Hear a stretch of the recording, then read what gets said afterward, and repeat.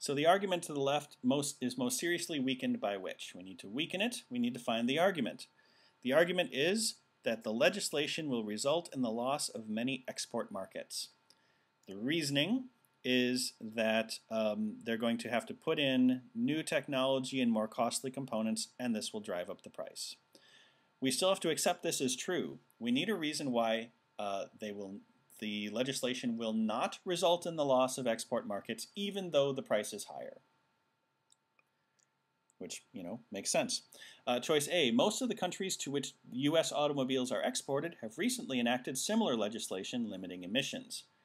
So here, this one actually looks pretty good right here because it says the other countries have the same issue, namely that they now have these emission standards, have to put in these new expensive technologies, so the cars there will also have increased in price. We'll keep this one and check the other ones.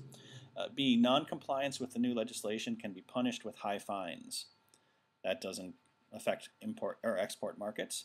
C, training factory workers to use the new technology required to manufacture compliant automobiles will be expensive and time-consuming.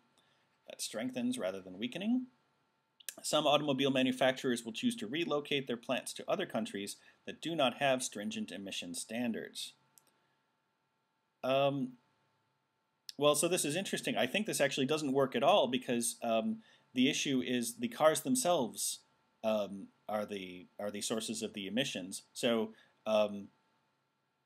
they actually would still lose these export markets.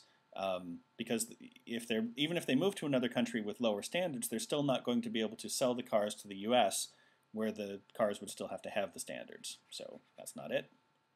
And E, environmental groups have been leaning heavily on the auto industry to voluntarily institute such emissions standards.